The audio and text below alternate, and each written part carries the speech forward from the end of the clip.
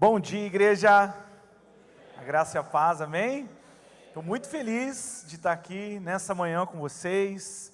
Flávia, minha esposa, saiu com os meus filhos aí para algum lugar, o Benício e a Olívia. A gente está muito feliz de estar aqui. Estou aqui com o Éder, com a Fran também, amigos lá de Pinhais. E eu amo pregar a palavra de Deus, eu amo estar entre amigos, eu amo a igreja, e eu estou muito feliz de poder estar aqui nessa manhã compartilhando do banquete com vocês. A minha oração é que você abra o seu coração, porque eu creio que a palavra de Deus é poderosa para fazer infinitamente mais aquilo que a gente pensa ou imagina, amém? Abra sua Bíblia, por favor, no livro de Salmos, Salmos capítulo 90. Durante a ministração da palavra, nós vamos ler todo o Salmo, tá? Mas eu quero dar ênfase aqui no título do tema que eu quero compartilhar, que é em busca de um coração sábio. Esse é o tema da ministração de hoje, e eu quero ler o versículo 12, um versículo muito conhecido, Salmos 90, 12, que vai dar o tom para nós aqui nessa manhã, e o texto diz assim: ensina-nos a contar os nossos dias, para que alcancemos coração sábio. Ensina-nos a contar os nossos dias, para que alcancemos um coração sábio. Eu creio que, diante de tantas necessidades que nós temos para um ano novo, nós estamos começando aí 2026, né? Diante de tantas necessidades que nós vamos ter, talvez uma das maiores necessidades que nós temos é de sabedoria. Você concorda comigo? Sabedoria para tomar decisões, sabedoria para os relacionamentos, para o trabalho. Para tudo nós precisamos de sabedoria, e sabedoria nada mais é do que a capacidade da gente aplicar conhecimento e experiência de forma prudente. É você aplicar conhecimento, experiência de forma justa, de forma eficaz, para você viver bem, para você tomar melhores as suas decisões, para você gastar melhor o seu dinheiro, para você ter saúde, para todas as áreas da sua vida. Quando você tem sabedoria diante do que você faz, é muito melhor, né? Quando você tem discernimento, quando você sabe julgar as coisas, quando você tem reflexão, uma reflexão profunda sobre quem você é, sobre o que você está fazendo, é importante você ser orientado por sabedoria. Mas sabedoria, meus irmãos, é muito mais do que saber o que é verdadeiro, mas é saber viver de forma verdadeira. Guarda isso, sabedoria é muito mais do que saber o que é a verdade, mas é viver de acordo com a verdade. E você vai concordar comigo que nós, seres humanos, principalmente na época que nós estamos vivendo, nós somos a época de maior informação da história. Então, a todo momento, nós somos bombardeados de informações que prometem sabedoria, que prometem uma forma melhor de viver, né? A nossa época aqui, o que a gente diz, uma época pós-moderna, né? A nossa época celebra viver de acordo com a própria verdade. A nossa sociedade, eu gosto de pensar que o espírito desse mundo, o espírito dessa época, ele nos influencia e ele nos diz que ter sabedoria é você ser autêntico, é você viver segundo a sua própria verdade, é você rejeitar padrões absolutos, é você celebrar a diversidade, é você celebrar diversas perspectivas sobre o que é verdade. Você vai concordar comigo? Muitas pessoas dizem assim: olha, isso aqui é certo para mim. Por exemplo, na educação dos filhos. Eu educo meu filho dessa forma e dessa forma é o melhor para mim. Se você educa de outra forma, desde que você respeite a minha, está tudo certo. Se isso é verdade para você, desde que você respeite a minha forma de viver, está tudo certo. Então, nós vivemos uma época onde as pessoas dizem que sabedoria é viver de acordo com a própria verdade.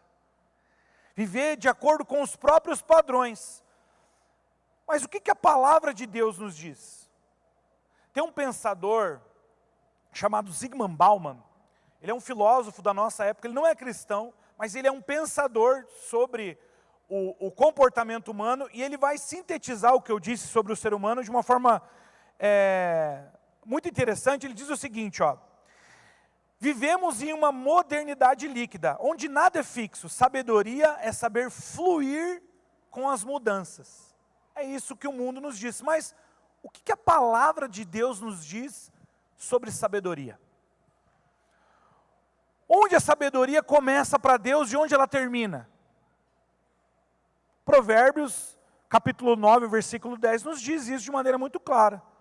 Provérbios, capítulo 9, versículo 10, nos diz: o temor do Senhor é o princípio da sabedoria, e o conhecimento do santo é o entendimento. Você pode dizer amém para isso?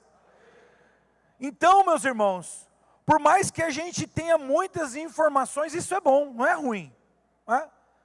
É muito bom nós termos informações, é muito bom nós termos conhecimento, mas eu e você, nós precisamos entender que não adianta de nada se essas informações não nos levarem para um lugar, que é o temor do Senhor. E se você está aqui nessa manhã, eu não acredito em acaso, eu não acredito em destino, eu acredito que Deus, Ele é soberano sobre todas as coisas, amém? Que Ele tem um propósito muito bem definido para todos nós, de maneira coletiva como igreja, e de maneira individual também. Se você está aqui nessa manhã é porque Deus quer colocar temor no seu coração, para que esse seja o início da sua caminhada para um ano mais sábio. Quem quer isso para a sua vida? Então guarda isso, meu irmão. O temor do Senhor é o princípio da sabedoria, e o conhecimento do santo é o entendimento. Por quê que eu fiz essa introdução? Porque, como eu disse, todos nós temos muitas necessidades, e a gente quer adquirir muitas informações, muitos conselhos, para que a gente coloque em prática os nossos desejos. Isso não é ruim, isso é bom. Mas Deus, eu entendo da parte dEle que Ele quer que o nosso coração se acalme, e a gente volte os nossos olhos para Ele, para que nesse lugar, diante de Deus, diante do temor do Senhor, nós encontremos esse lugar de sabedoria. E o Salmo 90, que é considerado, não sei se você sabia disso, mas o Salmo 90 é o salmo mais antigo da Bíblia. É uma oração que foi escrita por Moisés. Aí na sua Bíblia, em algumas Bíblias, o título desse texto está dizendo assim, ó: oração de Moisés, homem de Deus. E Moisés foi, nessa oração aqui no Salmo 90, ele reflete sobre um coração sábio, e ele nos ensina então, como buscar esse lugar de sabedoria diante de Deus. Só para te dar um contexto aqui, depois de guiar o povo no deserto por mais de 40 anos rumo a Canaã, Moisés já estava idoso, já era um homem com muitas informações, ele tinha vivido muita coisa, e ele estava então diante da promessa de Deus. Se você sabe a história, você vai saber que Moisés, ele guiou o povo do Egito, da escravidão do Egito, para entrar em Canaã, a terra prometida, a terra que emanava leite e mel, e ele não entra. Ele liberta o povo do Egito, ele guia o povo durante 40 anos no deserto, mas quando eles estão ali para fazer o gol, sem goleiro, para entrar na terra prometida, para viver todas as promessas de Deus, ele não entra. Ele visualiza Canaã, mas ele fica para trás.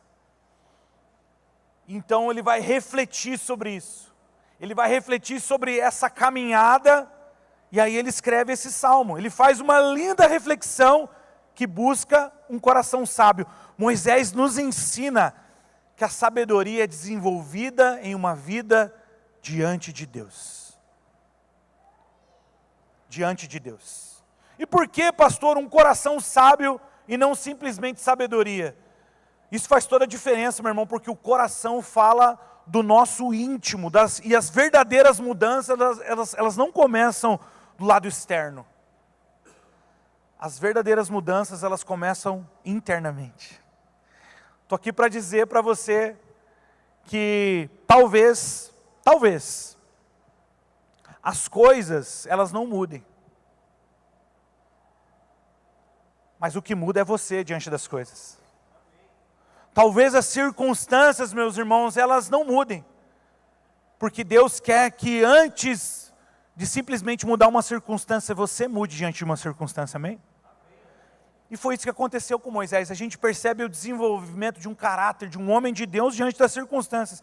E eu quero conversar nessa manhã aqui sobre 3 princípios que esse salmo ele nos ensina. Nós vamos caminhar, nós vamos ler todo o salmo e nós vamos extrair 3 princípios aqui sobre como Moisés nos ensina nessa oração a buscar esse coração sábio que busca uma mudança de dentro para fora. Vamos ler então? O primeiro ponto que eu enxergo aqui é que nós alcançamos um coração sábio reconhecendo a soberania de Deus. Repete comigo, reconhecendo a soberania de Deus. Essa é a primeira forma de nós alcançarmos um coração sábio. Esse salmo nos ensina isso. Vamos ler a partir do versículo 1 do Salmo 90? O texto diz assim: Senhor, Tu és o nosso refúgio, sempre, de geração em geração. Antes de nascerem os montes e de criares a terra e o mundo, de eternidade a eternidade Tu és Deus. Fazes os homens voltarem ao pó, dizendo: retornem ao pó, seres humanos. De fato, 1000 anos para Ti são como um dia de ontem que passou, como as horas da noite. Como uma correnteza, Tu arrastas os homens. São breves como o sono, são como a relva que brota ao amanhecer. Germina e brota pela manhã, mas à tarde murcha e seca. Olha que interessante, gente. A gente percebe aqui Moisés fazendo uma análise sincera sobre a vida, sobre o que ele percebeu da vida e o que ele reconhece. Ele reconhece que Deus é soberano sobre todas as coisas. Ele reconhece que Deus está acima de tudo, que por mais que você se empenhe em mudar algo diante de Deus, aquilo não é nada. Estava conversando com o Júnior no café aqui, nossa, como as coisas mudam de maneira rápida, né? Às vezes a gente nem percebe, a gente chegou à conclusão juntos, a gente quase falou a frase um do outro. Pois é, um dia para Deus é como se fosse 1000 anos para nós, e 1000 anos para Deus é como se fosse um dia. Deus tem as nossas vidas na palma da mão dele, amém? Não há por que temermos, porque as coisas acontecem no tempo de Deus, e quando nós reconhecemos essa soberania, reconhecemos que Deus está acima de tudo e de todos, e quando a gente busca se colocar nesse lugar, meus irmãos, no lugar da soberania de Deus, descansando nos projetos, nas promessas, nós cantamos aqui sobre as promessas, quando nós decidimos viver nesse lugar, as coisas elas começam a ganhar sentido. Mas eu quero que você pense um pouquinho mais sobre isso. Como que a soberania de Deus toca a sua vida? Porque se você canta, se você concorda, se você ora que Deus ele é soberano, então tem alguns pressupostos aí. Tem algumas coisas que precisam ser verdades. Se Deus é soberano, então eu entendo que Ele governa sobre a minha vida. Ele governa sobre nós. Ele não apenas me influencia, me influencia. Não, Ele me direciona, amém? Não é apenas uma canção que eu canto, mas é uma vida que eu vivo. Para pensar nisso. Se Deus é soberano sobre a sua vida, não é sobre vir à igreja uma vez por semana, não. É sobre viver diante de Deus de segunda a segunda. É isso que Moisés está reconhecendo aqui, não é sobre uma influência, sobre uma ideia, não, é sobre uma vida vivida diante de Deus. E a nossa sociedade, o nosso mundo, eu volto a dizer, o espírito desse tempo, ele tem influenciado a colocar Deus como um item na prateleira. Pensa que a sua vida é uma prateleira com vários livros. Você tem a sua saúde, o seu trabalho, os relacionamentos, as férias. Você tem várias coisas na sua prateleira e Deus está lá. Talvez um lugar muito bonito, mas é uma opção. Não, meus irmãos. Deus não pode ser mais uma opção nas nossas vidas. Deus precisa ser o primeiro e o último. Ele precisa ser o início e o fim. Então, pensa comigo. Como que a soberania de Deus toca a sua vida? Ele governa todas as áreas da sua vida, Ele governa os seus pensamentos, Ele governa as decisões que você toma. É comum para a gente desejar esse lugar, é comum para a gente verbalizar, cantar sobre isso, é muito comum. Mas a verdade, meus irmãos, eu me coloco nesse lugar. A primeira vez que eu ministrei essa palavra, fui muito tocado por esse ponto, porque é muito comum para nós, eu repito, eu me coloco nesse lugar, a gente fazer de Deus um item, a gente fazer de Deus uma força, porque nós tomamos as nossas próprias decisões e a gente pede para que Deus abençoe aquilo que a gente quer. Para pensar nisso já? Muitas vezes a gente acha que a nossa história de vida, a nossa experiência de vida, a gente já sabe o que fazer, a gente já sabe como agir, a gente já sabe o que falar, a gente já sabe o tom de voz que a gente precisa usar. Puxa, eu tenho uma oportunidade na segunda-feira, isso veio de Deus, isso aqui veio de Deus, pastor. Eu já tomei a decisão no meu coração. Eu vou para aquele lugar, eu vou receber esse dinheiro, eu vou empreender dessa forma, eu vou tomar essa decisão, eu vou fazer isso aqui, eu vou fazer isso, porque eu sei o que é bom para a minha vida. Puxa, mas eu vou na igreja, eu vou pedir para Deus abençoar isso aqui. Porque se Deus abençoar, então está tudo certo. Eu tomo a minha decisão e eu peço para que Deus abençoe a decisão que eu tomei. Quando na verdade, nós deveríamos estar diante de Deus e perguntar a Deus, será que eu devo fazer isso? Será que essa é a decisão a ser tomada? Será que é essa palavra que eu preciso dizer? Será que é assim que eu preciso caminhar? E para pensar, meu irmão, muitas vezes, de coisas simples da nossa vida, a gente inverteu as coisas. E eu tomo a decisão de acordo com o que eu acho que é bom, e eu peço para que Deus abençoe a decisão que eu tomei. Eu quero que você seja profundo nessa análise, porque, meus irmãos, muitas vezes, nós estamos pedindo para que Deus abençoe um pecado. Pode pensar nisso já? Porque se essa decisão vai te levar para longe da vontade de Deus, em algum momento essa decisão vai te levar a pecar. E muitas vezes a gente vê pessoas confusas na vida, magoadas com Deus, com pessoas, com diversas situações, porque sabiam que tinha um potencial maravilhoso de vida para viver, mas estão vivendo fora do conselho da vontade de Deus, fora da soberania de Deus. Confusas, perdidas, magoadas, ansiosas. Quando Deus quer nos trazer para um lugar de segurança, de alegria, de plenitude, mas esse lugar é debaixo da sua soberania. Profetiza isso para a pessoa que está do seu lado aí, que 2026 seja um ano debaixo da soberania de Deus. Amém?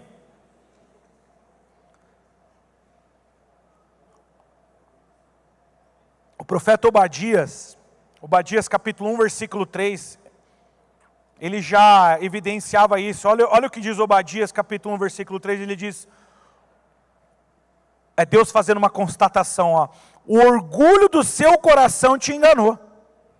Você vive nas fendas da rocha, num lugar elevado, e diz no seu íntimo, quem poderá me jogar daqui para baixo? É uma constatação de que muitas vezes nós nos enganamos, meu irmão. A gente acha que a gente sabe das coisas. E a gente acha que pela nossa própria força de vontade, pelos nossos pensamentos, pelo nosso conhecimento, pela nossa inteligência, pela força do nosso braço, a gente vai conseguir chegar em algum lugar, mas não. A palavra diz que o nosso coração é enganoso. Por melhor que seja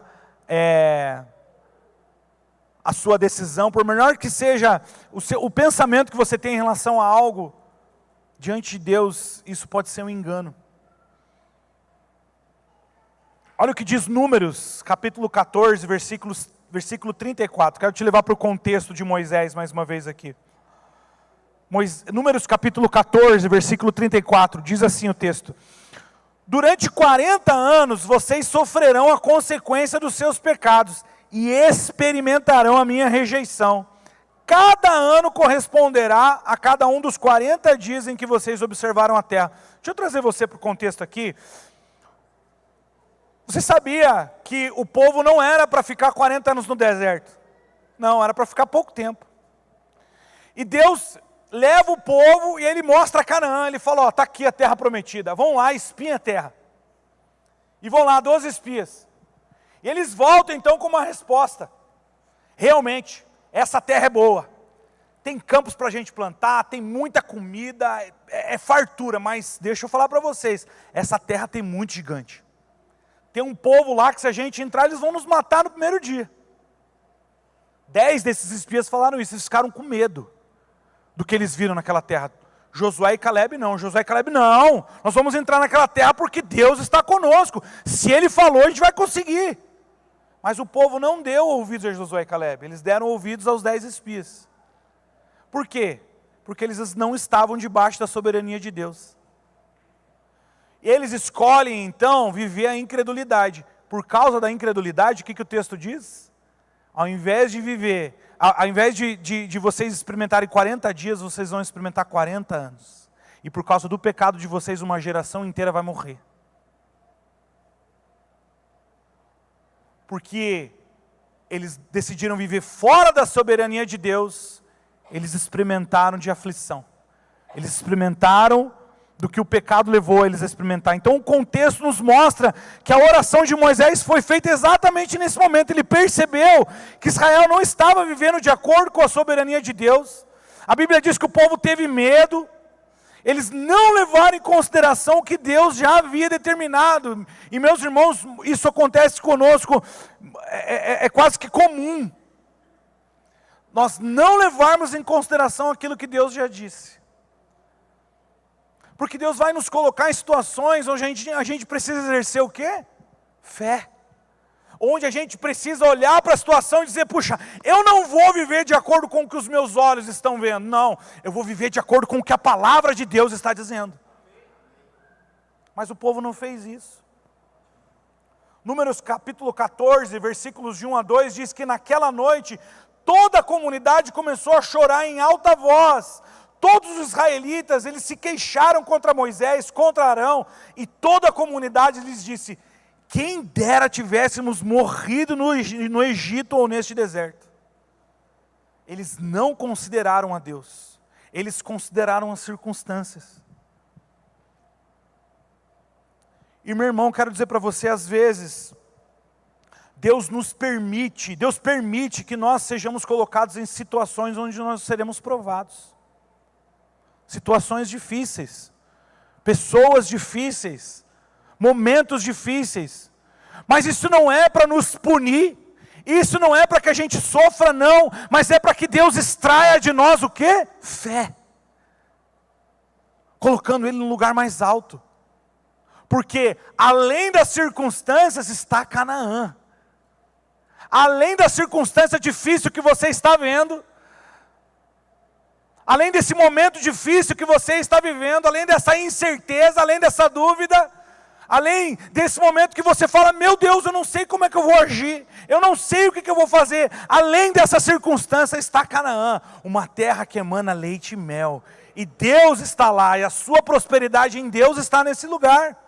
Você pode dizer amém para isso? É isso que um coração sábio enxerga, ele reconhece a soberania de Deus, ele vive além da incredulidade, ele vive além da desobediência, além da idolatria, além do orgulho. Nós precisamos parar de buscar nas coisas criadas a resposta que nós precisamos, não, nós precisamos buscar em Deus que criou todas as coisas.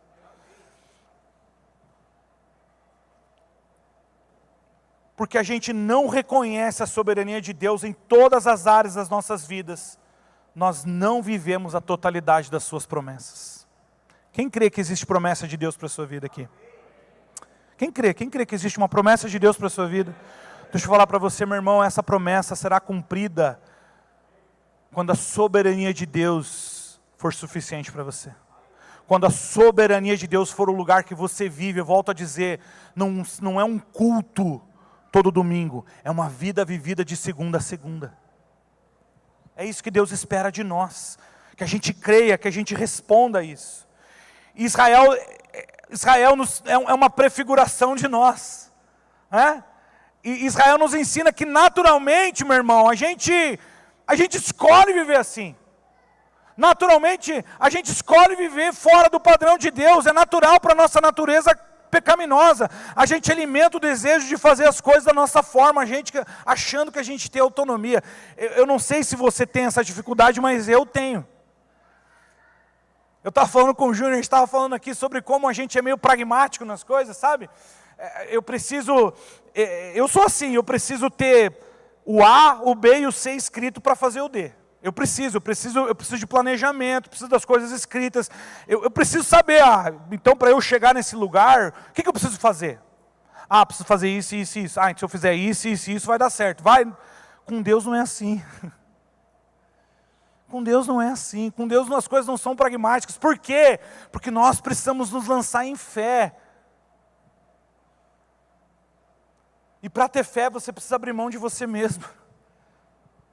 Para ter fé, você precisa abrir mão daquilo que você acha que você já sabe, daquilo que você tem, do controle. E como isso é difícil. Como é difícil abrir mão do controle. Mas nessa manhã eu estou aqui para dizer que Deus espera isso de nós, para que a gente viva coisas maiores nele, amém? Em Cristo Jesus, meu irmão, em Cristo Jesus a nossa natureza, ela é transformada. Não conseguir entregar o controle para Deus é natural, humanamente falando, mas em Cristo Jesus, nós temos essa possibilidade, porque o Espírito Santo ele nos dá essa condição de nos submeter a Ele. Olha o que diz o livro de João, capítulo 15, versículos de 10 a 11. O Evangelho de João, capítulo 15, versículos de 10 a 11, diz assim, se vocês obedecerem aos meus mandamentos, permanecerão no meu amor, assim como tenho obedecido aos mandamentos de meu Pai, e em seu amor eu permaneço. Eu tenho dito essas palavras para que a minha alegria esteja em vocês e a alegria de vocês seja completa. Jesus está dizendo, olha, obedeçam, vivam de acordo com a minha vontade, porque eu vou dar condições para vocês fazerem isso. E eu vou compartilhar a minha alegria com vocês. Quem quer ter a alegria de Jesus compartilhada nessa manhã? É isso que Deus promete para nós em Cristo. A vida com Deus, meu irmão, não é um conselho. A vida com Deus é uma ordem. Ele precisa reinar em todos os aspectos das nossas vidas, sobre os nossos relacionamentos, sobre o nosso trabalho, sobre as nossas finanças, sobre os nossos estudos, sobre os nossos sonhos, sobre os nossos desejos, em todos os aspectos. Porque quando Deus reina em todos os aspectos, a vontade dEle é estabelecida. E eu volto a dizer, a vontade de Deus é Canaã para todos nós. Isso não nos isenta do deserto, isso não nos isenta das dificuldades, isso não nos isenta de decisões difíceis que precisamos tomar, não. Isso não nos isenta do problema. Mas se estivermos em Cristo, a promessa dEle, que Ele disse para nós é que Ele venceu o mundo, amém? Cristo já venceu todos os problemas. A cruz é a maior evidência de que Cristo já venceu por nós. E quando nós estamos nele, nós também já vencemos em fé, amém? Essa é a promessa de Deus para nós. Diante da soberania de Deus, nós somos corrigidos, nós reconhecemos Deus como nosso refúgio eterno. Moisés diz que Ele é a nossa morada, que Ele é a nossa habitação. Moisés estava prefigurando Jesus Cristo aqui. Ele é a nossa fonte de descanso, Ele é o fundamento das nossas vidas. E como eu falei, Deus vai permitir que essa convicção seja provada. Eu lembro de um ano especificamente aqui, 2020. O ano de 2020 foi quando eu comecei o ministério, né, muito empolgado. Eu tinha acabado de assumir o Ministério de Jovens lá no Alcance Pinhais. Eu assumi no final de 2018. 2019 foi um momento de transição, assim, da gente colocar as coisas em ordem. Então em 2020 eu falei, puxa, esse ano vai ser top. Esse ano vai ser maravilhoso. A gente fez um planejamento, o pessoal gosta muito de retiro lá, a gente tinha organizado um retiro. Naquele ano, gente, eu tinha conseguido o Rodolfo Abrantes. Quem conhece o Rodolfo Abrantes aqui? A gente tinha conseguido uma agenda com o Rodolfo Abrantes. E os bastidores, quero dizer para você, é muito difícil conseguir uma agenda com ele. E a gente tinha conseguido uma agenda com ele, ia estar um pessoal muito massa lá, a gente ia fazer um retiro para os jovens. a gente já tinha conseguido quase a metade das inscrições em 2 finais de semana. Ia ser maravilhoso. Todo o meu planejamento ia dar certo. E de repente, pandemia. Veio a pandemia. Fechou tudo, acabou o Rodolfo, acabou o retiro. Todo o nosso planejamento foi por água abaixo. E eu era muito espiritual, né? Falava amém, amém, tá tudo certo, Deus está no controle. E eu lembro que eu peguei Covid. Não sei se alguém aqui pegou, mas para mim foi horrível. Foram 15 dias de cama, não conseguia levantar da cama de tanta dor, foi horrível. Foram aqueles 15 dias terríveis e depois mais 15 dias para voltar. Eu lembro que eu fiquei em casa, a gente não sabia o que fazer, estava uma loucura para todo mundo. Mas aquele tempo foi um momento onde Deus me pegou, meus irmãos. E eu estava muito frustrado, estava muito triste, e o meu lado espiritual estava dando glória a Deus, mas eu por dentro estava muito frustrado, falando, meu Deus, eu não acredito que isso aconteceu, todo o meu planejamento, e olha minhas palavras, todo o meu planejamento, todo o meu ministério, tudo que eu ia fazer nesse ano, por água abaixo, sem entender o que estava acontecendo, e aí Deus me levou a um lugar. Deus me levou a um lugar e Ele falou assim, ó, o teu ministério nunca vai acontecer. As tuas vontades nunca vão acontecer. O teu retiro nunca vai acontecer. Se você permitir, eu vou fazer as coisas acontecer. Mas enquanto você não deixar que eu seja soberano, você vai continuar se frustrando com as coisas que acontecem. Porque você não está percebendo a minha mão agindo aí. Porque quem está sendo soberano aqui é você, não eu.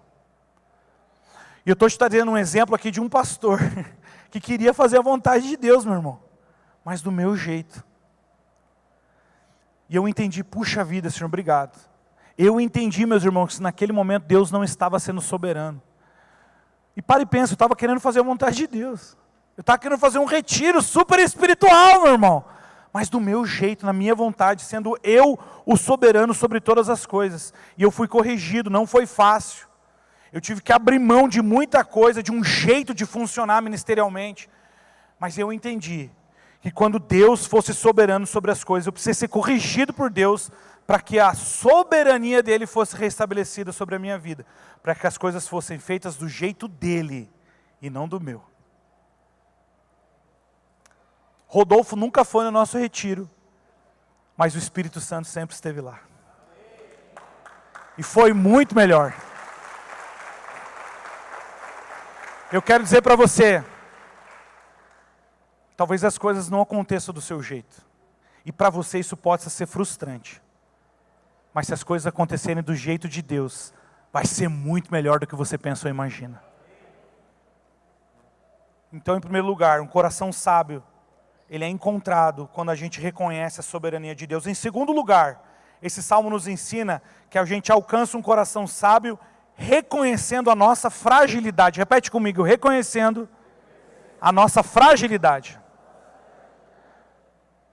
Vamos ler do 7 ao 11 do Salmos 90? O texto diz assim, pois nós somos consumidos pela tua ira e pelo teu furor, conturbados, puseste as nossas iniquidades diante de ti, sob a luz do teu rosto, os nossos pecados ocultos. Pois todos os dias se passam na tua ira, acabam-se os nossos anos, os dias da nossa vida sobem a 70, ou havendo vigor a 80, nesse caso o melhor deles é canseiro, é enfado, porque tudo passa rapidamente, nós voamos. Quem conhece o poder da tua ira e a tua cólera, segundo o temor que te é devido? Algum tempo atrás, meus irmãos, eu li uma matéria chamada gerascofobia, sobre gerascofobia. Alguém sabe o que é gerascofobia? Gerascofobia, meu irmão, isso existe. Sabe o que é isso? É medo de envelhecer. Você está com medo de envelhecer, pastor? Não. Pastor nem não está. Está no shape aqui, ó. Gerascofobia é o medo de envelhecer. Eu fiquei, meu Deus, existe até um termo médico para isso. Isso está crescendo sobre pessoas de até 30 anos, você sabia disso? Pessoas com até 30 anos estão com medo de envelhecer. Isso ocorre quando é um medo irracional que causa extrema ansiedade, afeta o bem-estar e gera maior risco de depressão. As pessoas com esse transtorno ficam horrorizadas com possíveis mudanças que poderão acontecer com o passar dos anos. Gerascofobia, tem gente sendo tratada disso, meu irmão.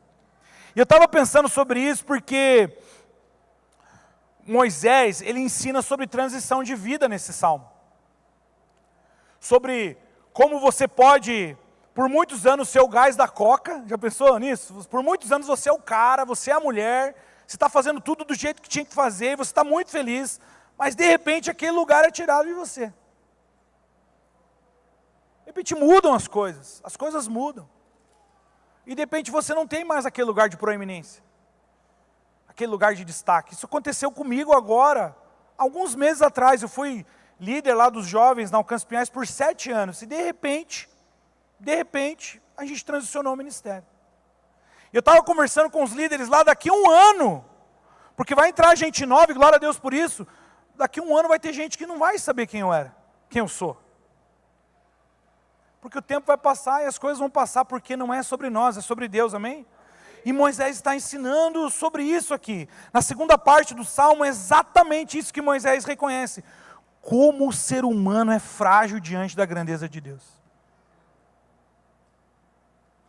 Como o ser humano é frágil diante da grandeza de Deus. Ele deixa muito claro que por mais intensa e notável que possa ser a nossa vida, ela é breve. E se eu e você tivermos uma perspectiva de vida natural, triste será a nossa vida. Porque a nossa perspectiva precisa ser eterna. Se eu e você tivermos uma perspectiva de eternidade, então a gente vai entender o que Moisés disse aqui, 80 anos, o que é a vida? O que é 80 anos diante da eternidade, meu irmão? Não é nada, é um piscar de olhos. 1000 dias para Deus é 1 dia para nós, e 1 dia para nós é 1000 dias para Deus. É isso que ele está dizendo. E além de mostrar a nossa fragilidade diante de Deus, Moisés, ele tem um pulo do gato aqui que eu acho maravilhoso. Eu queria que você prestasse muita atenção nisso, porque Moisés, ele nos mostra que uma vida vivida pelo pecado é ainda mais triste. Se você tem só 80 anos de vida, 80, 90 anos, ou vamos ser como o pastor Luciano aqui, né, rumo aos 120 anos. Eu estou com ele aqui, quero viver os 120 anos. Mas, beleza, se for 120 anos bem vividos aqui, é muito pouco diante da eternidade. Agora, pensa nesses anos que a gente vive aqui, vivendo pelo pecado. É ainda muito mais triste. Porque se Deus nos dá esses 80, 90, 100, 120 anos, temos que viver ele bem vividos, amém? Como que nós vamos viver esses dias bem vividos? Com sabedoria. E nós buscamos essa sabedoria no temor do Senhor, amém? É isso que ele está dizendo para a gente aqui. É muito triste se você fazer do pecado a sua vida. Isso porque o pecado te faz cair no auto-engano de achar que está tudo bem. De achar que a gente pode esconder os nossos erros e isso não vai trazer consequência. Muito pelo contrário. Moisés, ele faz questão de dizer, olha, Deus, puseste as nossas iniquidades diante de ti, e sob a luz do teu rosto, os nossos pecados ocultos. Ele está dizendo, olha, por mais breve que a sua vida seja, não viva ela pelo pecado, viva ela para Deus e por Ele. Durante 40 anos, Moisés, ele presenciou uma geração inteira morrer, sem desfrutar da promessa, por quê? Por causa do pecado. Pensa comigo, meu irmão. Israel viveu 430 anos como escravo no Egito. 430 anos. Várias gerações nascendo como escravos. E vivendo como escravos. De repente, Deus levanta um homem. E esse homem liberta o povo, de maneira milagrosa. E esse povo caminha por anos no deserto. Tinha uma coluna, uma nuvem que fazia sombra do sol. Tinha uma coluna de fogo que protegia do calor durante a noite. As roupas cresciam no corpo. Deus mandava comida do céu. Milagre atrás de milagre. E de repente eles estão diante de Canaã. Terra que emana leite e mel. Puxa, agora a gente vai viver a vida que Deus planejou. Uma geração inteira morre no deserto. Por causa do pecado. O pecado tem feito com que gerações não experimentem a promessa de Deus. E o mais triste é o que a gente constata na nossa sociedade. As pessoas acham que está tudo bem. As pessoas acham que está tudo bem ir para o inferno, gente. Porque a prefiguração de Canaã para nós é a vida eterna. É a nova Jerusalém. É os novos céus e a nova terra. A nossa vida aqui é uma peregrinação, meus irmãos. Porque um dia, todo joelho há de se dobrar diante de Jesus. Eu quero dobrar o meu joelho hoje. Porque naquele dia eu quero estar com Ele, amém? Amém, meus irmãos? Como você quer estar naquele grande dia? Porque a nossa sociedade, ela tem imprimido valores, onde dizendo que o pecado não tem problema.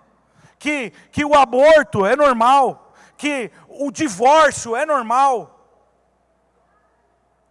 E tantas outras coisas que a palavra de Deus abomina. A nossa sociedade diz que isso é normal. Tem púlpitos de igreja dizendo que Deus está por trás disso, que Deus é amor. Que Deus não leva em consideração a maneira que você vive.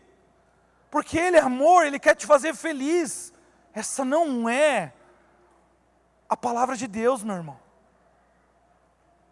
Não, a palavra de Deus diz que Ele é amor sim, mas é um amor responsável, vivido pelos seus mandamentos. Então, nós precisamos desesperadamente, eu quero dizer isso debaixo de muito temor, meus irmãos, nós precisamos desesperadamente levar o pecado a sério, porque Deus leva o pecado a sério. A única coisa que nos separa desse amor de Deus é o pecado não confessado diante dEle. E é isso que Moisés está nos ensinando. Uma geração inteira morreu no deserto, sem experimentar do que Deus havia planejado por causa do pecado. As nossas vidas são curtas demais para serem vividas pelo pecado, isso é muito sério. Olha o que diz 1 Coríntios, capítulo 6, versículos de 9 a 11. Uma das várias exortações do apóstolo Paulo. Ele diz assim, ou vocês não sabem que os injustos não herdarão o reino de Deus? Não se enganem. Nem os imorais, nem os idólatras, nem os adúlteros, nem os afeminados, nem os homossexuais, nem os ladrões, nem os avarentos, nem bêbados, nem maldizentes, nem roubadores herdarão o reino de Deus. Alguns de vocês eram assim, mas foram lavados, foram santificados, foram justificados no nome do Senhor Jesus Cristo, no Espírito de Deus.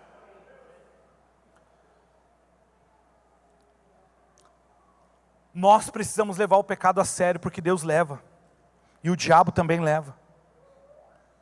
E a nossa oração tem que ser de que a cada domingo nós possamos convencer outras pessoas que estão lá fora, levando o pecado, não levando o pecado a sério. Nós não podemos deixar as pessoas ir para o inferno. Nós precisamos trazer ela para essas cadeiras que estão vazias aqui, e dizer, tem uma vida bem vivida para você. Você precisa da perspectiva de eternidade, amém? Para que a sua vida seja bem vivida aqui, mas para que a eternidade que te aguarda seja melhor ainda. E nós precisamos considerar o quanto nós somos frágeis, o quanto nós somos breves, repensar a nossa vida a partir da fragilidade e entender que viver pelo pecado nos trará consequências ruins, mas a graça de Deus pelo sacrifício de Jesus, essa graça não apenas nos perdoa, meus irmãos, mas essa graça nos purifica, ela nos transforma, para que as nossas vidas sejam vividas com sabedoria, a partir da bênção. Eu quero dizer isso para você aqui nessa manhã. Talvez você esteja aqui, e o que te trouxe até aqui, muitas vezes seja o pecado. Decisões ruins que você tomou, decisões ruins que tomaram, e você vive em função dessas decisões. Isso faz com que a sua vida seja um ciclo de repetições, de decisões mal feitas, mágoa, ansiedade, tristeza, falta de perdão, e o resultado da sua vida seja algo que você sabe que você não quer, mas você pensa, pastor, como é que eu vou mudar tudo isso? Como é que eu vou mudar essa consequência? Eu quero dizer para você, você está diante da graça de Deus. E essa graça não apenas te perdoa desse pecado, não, ela transforma a sua vida, para que a partir de Jesus Cristo você viva de maneira diferente, com sabedoria, a partir da bênção. Sabe, meus irmãos, alguns anos atrás, teve uma trend no Instagram. Eu era pastor de jovens, então eu tinha que viver nessas trends, né? As trends do Instagram. E tinha uma trend lá no Instagram que era bem assim, ó. Você postava uma foto de como era a sua vida 10 anos atrás, e você postava uma foto de como é a sua vida agora. Alguém lembra disso? Agora está acontecendo uma aí, né? Como você era em 2016, uma coisa assim. Então estava lá, todo mundo postava foto de como era 10 anos atrás e como é a sua vida 10 anos depois. E eu olhei para trás, gente, e eu chorei demais. Deus me pegou nessa trend. Porque nesse exato momento eu fui nas lembranças lá de como que era a minha vida 10 anos atrás, e hoje já deve fazer uns 13 anos atrás, 14, sei lá. Mas há 10 anos atrás, naquele momento, eu e minha esposa, a gente estava começando a liderar um ministério infantil lá no Alcance Pinhais. A gente havia acabado de se casar, a gente ainda não tinha filhos, e eu lembro que o ministério infantil, a gente começou, naquela época, a igreja era pequena, e todo domingo a gente não estava no culto, porque a gente tinha que estar no ministério infantil, porque a gente estava começando o ministério, e era pegado, meu irmão. Eu não era pastor em tempo integral ainda, trabalhava de segunda a sábado, e sábado à noite estava na igreja, domingo inteiro estava na igreja, e a gente fazia retiro com as crianças, e aquelas lembranças me levaram a um choro, porque 10 anos para trás, daquelas lembranças, ou seja, 20 anos atrás, eu já estou com quarentinha, então já tenho lembranças de 20, 30 anos, a minha lembrança era muito ruim. Eu estava perdido nas drogas, eu estava perdido na bebida, eu estava perdido na prostituição, eu estava vivendo uma vida completamente fora dos padrões e dos caminhos de Deus, e a minha perspectiva era terrível. Terrível. Mas Deus me encontrou naquele lugar de lama, de drogas, que eu não tinha perspectiva. Meu irmão, se você andasse no ônibus comigo, você descesse no mesmo ponto, eu era aquelas pessoas que você atravessava a rua de medo. A última coisa que eu imaginava na minha vida era ser um pastor, mas de repente Deus me tirou daquele lugar, e me levou para o centro da sua vontade. Eu conheci a minha esposa, eu conheci a igreja, eu pude viver para Deus, e a minha vida foi ressignificada, meus irmãos. As minhas lembranças foram ressignificadas. Eu quero dizer para você, eu quero perguntar para você, quais lembranças você vai querer ter da sua vida daqui 10 anos? Quais lembranças você vai querer para os seus filhos, para os seus netos daqui a 10 anos? Para pensar como estava a sua vida 10 anos atrás. Deus vai te lembrar da sua vida hoje, daqui a 10 anos, para que as suas próximas lembranças sejam de bênção. Amém? Nós precisamos reconhecer a nossa fragilidade diante de Deus. Nós encontramos um coração sábio quando reconhecemos a nossa fragilidade diante de Deus e procuramos viver à luz da sua vontade. Eu quero terminar falando um terceiro ponto aqui, que nós alcançamos um coração sábio reconhecendo e correspondendo à sua graça. Repita comigo: reconhecendo e correspondendo à sua graça. Então, nós precisamos reconhecer a soberania de Deus, reconhecer a nossa fragilidade. Em último lugar, Moisés nos ensina que nós precisamos reconhecer e corresponder à graça. Olha o que ele diz, vamos terminar a partir do versículo 12. Ensina-nos a contar os nossos dias para que alcancemos coração sábio. Volta-te, Senhor, até quando estarás indignado? Tem compaixão dos teus servos. Sacia-nos de manhã com a tua bondade, para que cantemos de júbilo e nos alegremos todos os dias. Alegra-nos por tantos dias quantos têm nos afligido, por tantos anos quantos suportamos a adversidade. Aos teus servos aparecem as tuas obras, e aos seus filhos a tua glória. Seja sobre nós a graça do Senhor nosso Deus. Confirma sobre nós as suas obras. Sim, confirma a obra das nossas mãos. No final aqui da sua oração, o coração sábio de Moisés faz uma comparação. Ele reconhece a soberania de Deus, ao mesmo tempo que reconhece a fragilidade diante de Deus. E aqui o ponto alto do Salmo, que dá sentido à oração dele, que dá sentido à oração de Moisés. Sabe o que é?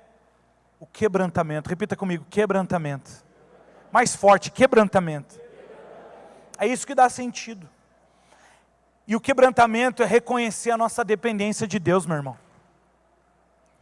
Quebrantamento é reconhecer o quanto a gente precisa da intervenção de Deus e clamar por isso, e clamar para que a graça de Deus venha sobre a minha vida. É entender que no dia bom ou no dia mau, Deus tem as minhas mãos.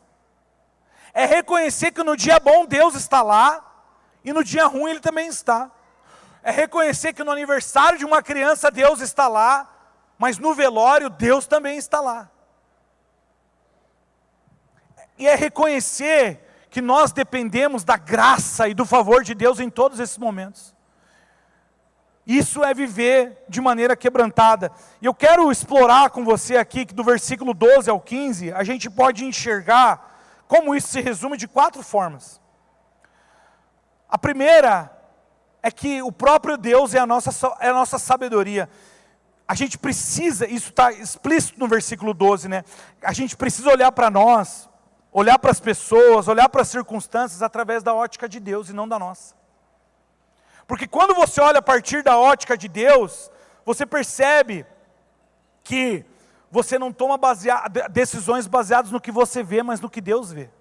Então, se Deus vê uma pessoa boa, que de repente tem problemas, né? Eu estou olhando para o Júnior aqui, eu não gosto do Júnior. Ele fez coisas terríveis para mim. Ele fez coisas ruins para mim, eu tenho mágoa dele, eu julgo ele pelo que ele fez. Mas Deus não olha para o Júnior dessa forma. Deus reconhece os problemas que ele tem, mas Deus reconhece nele um coração de filho de Deus. Alguém que precisa do perdão, alguém que precisa da restauração. E eu, homem de Deus aqui, eu preciso olhar para o Júnior além daquilo que ele está me mostrando. Por quê? Porque eu tenho os olhos de Deus sobre a vida dele. E é isso que Deus quer fazer conosco, amém? Quando eu e você, presta atenção nisso, meu irmão. Quando eu e você olhamos para as pessoas, para as circunstâncias, para nós mesmos, com a ótica de Deus, eu não enalteço o problema. Eu não enalteço a mágoa, eu enalteço o perdão, a reconciliação, eu enalteço o poder de Deus. O poder de Deus, Ele tem poder para transformar tudo que você enxerga. Ele transforma você, Ele transforma a vida das pessoas, Ele transforma as circunstâncias, mas Ele quer que você olhe com os olhos dEle. Você pode dizer amém? Isso é ter sabedoria, meu irmão. É olhar para as pessoas, olhar para você e olhar para as circunstâncias com os olhos de Deus. Em segundo lugar, Ele é o nosso perdão. Todos os nossos problemas, eles precisam, preste atenção nisso, olhe para mim. Todos os seus problemas, você só vai resolver, sabe como? Na vertical. O que você quer dizer, pastor? A gente quer resolver os nossos problemas na horizontal, do nosso jeito. Mas eu preciso resolver primeiro o meu problema com Deus, na vertical. Isso só é resolvido pelo sangue de Jesus. Ele é o nosso perdão. Jesus está dizendo que Ele nos perdoa de todos os nossos pecados. E uma vez que eu sou perdoado por Jesus Cristo, eu resolvo o meu problema com Deus. E se eu resolvo o meu problema com Deus, eu consigo resolver o meu problema com qualquer pessoa, inclusive comigo. Ele é o nosso perdão. Ele é a nossa estabilidade. Nós não precisamos de mais um método para encontrar prazer, para encontrar equilíbrio, para encontrar felicidade, não. A nossa estabilidade está em Deus. E Ele é a nossa renovação. Nós precisamos ser renovados de maneira sobrenatural. A minha, a sua alegria não vem das coisas terrenas, mas vem das coisas celestiais. Você pode dizer amém para isso? Eu queria que você ficasse em pé no seu lugar, por favor.